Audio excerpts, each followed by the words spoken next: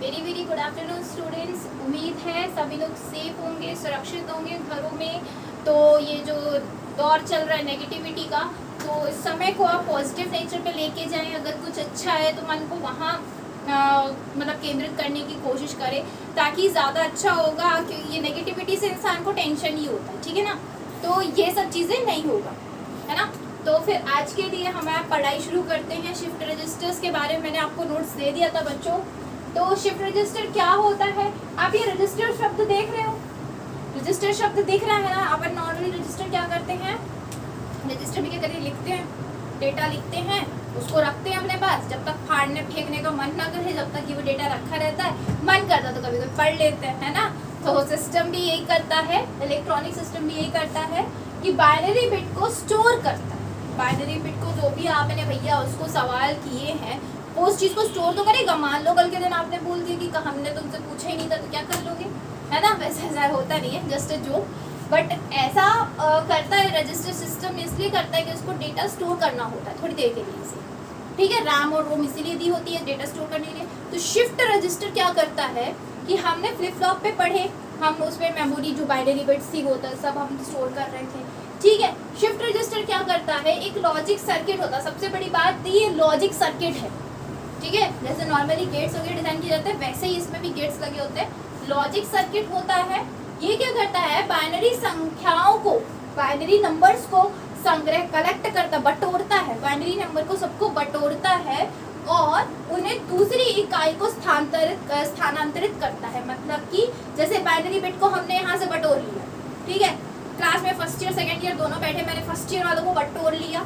उसको मैं क्या करूँगी, उठाऊंगी फर्स्ट ईयर वालों को और किसी भी लिफ्ट की मदद से या किसी चीज़ की मदद से मैं ऊपर वाले फ्लोर पे ले जाऊंगी, वहाँ इनको शिफ्ट कर दूँगी, ठीक है। तो मैं थी शिफ्ट रजिस्टर। मैंने क्या किया, मैंने सभी फर्स्ट ईयर को कलेक्ट किया। कलेक्ट करने के बाद हमारे यहाँ लिफ्ट है, तो हमने लिफ्ट से क्या किया, ऊपर गए, लिफ्ट से ऊपर गए और वहाँ पे मैंने उनको बकायदा सेटल कर दिया। तो सेकेंड ईयर अलग हो गया, फर्स्ट ईयर अलग हो गया। इसी तरीके से शिफ्ट रजिस्टर काम करता है। बाइनरी संख्याओं को बटोरेगा, उसको दूसरी इकाई में, जिस इकाई में चाहिए है, ठीक है। अभी जैसे फर्स्ट ईयर सेकेंड ईयर खिचड़ी पके थे, तो अब क्या होगा, फर्स्ट ईयर अलग हो जाएगा, सेकेंड ईयर अलग, मतलब एक यूनिट हो गई उनकी, एक इकाई हो गई उनकी। इकाई में कन्वर्ट करके उसको एक जगह से दूसरी जगह ट्रांसफर करने का काम शिफ्ट रजिस्टर करता है। होप सो इस एग्जाम्पल से तो समझ में आया होगा, है ना। अब ये मत बोलना ITI में लिफ्ट का, ठीक है। शिफ्ट रजिस्टर से ये पूरा कंसेप्ट क्लियर होता है, ये एग्जाम्पल से।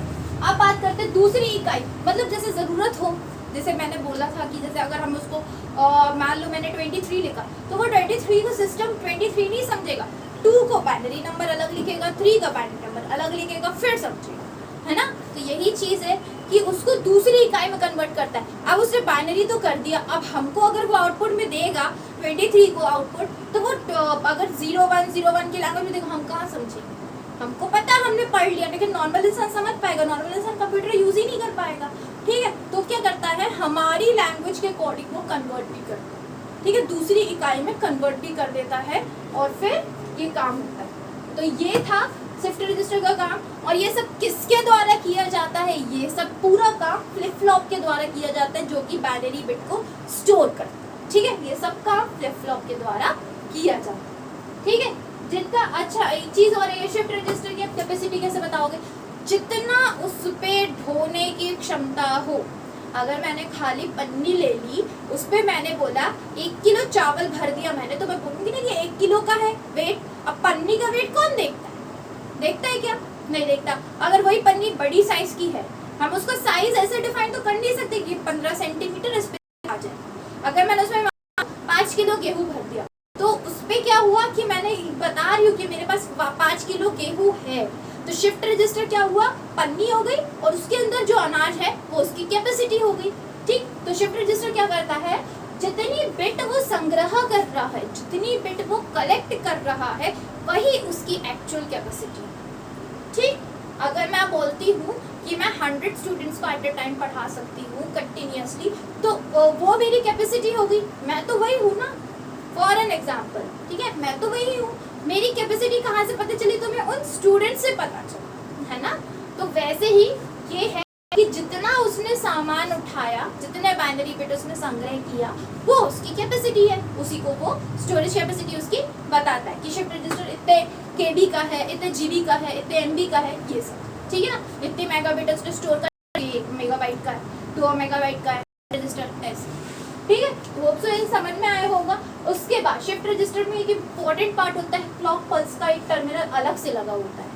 क्लॉक पल्स के लिए शिफ्ट रजिस्टर में अलग से टर्मिनल लगा होता है, उसकी फ्रीक्वेंसी मेगाहर्ट्ज में काउंट होती है। क्लॉक पल्स की फ्रीक्वेंसी मेगाहर्ट्ज में काउंट होती है। और सिस्टम को, जब सिस्टम की बात कर रहे हैं तो सिस्टम क्या करता है, कभी क्या होता है, सिस्टम फ्लक्चुएट भी करता है, ठीक है।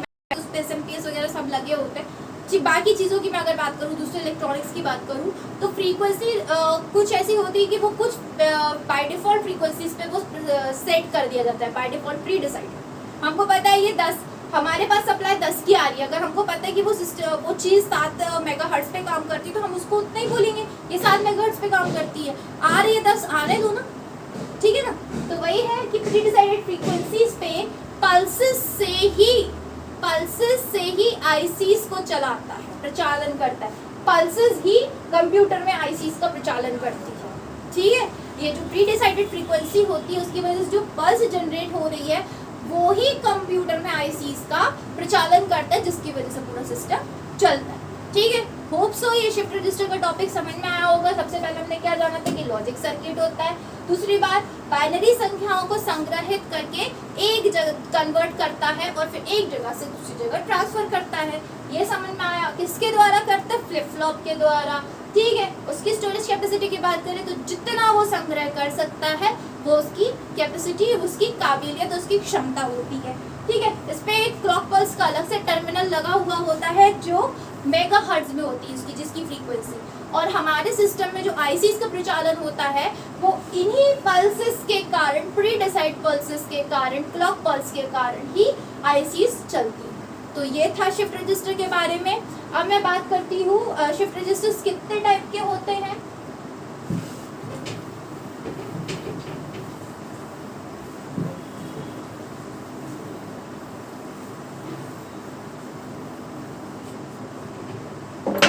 शिफ्ट रजिस्टर्स कितने टाइप के होते हैं?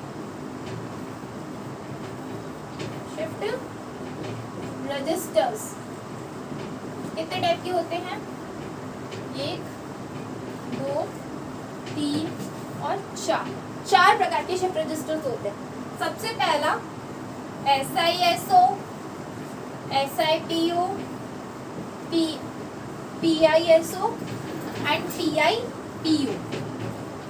अब ये S क्या है, P क्या है, I क्या है, O क्या है, तो मैं लिख देती हूँ।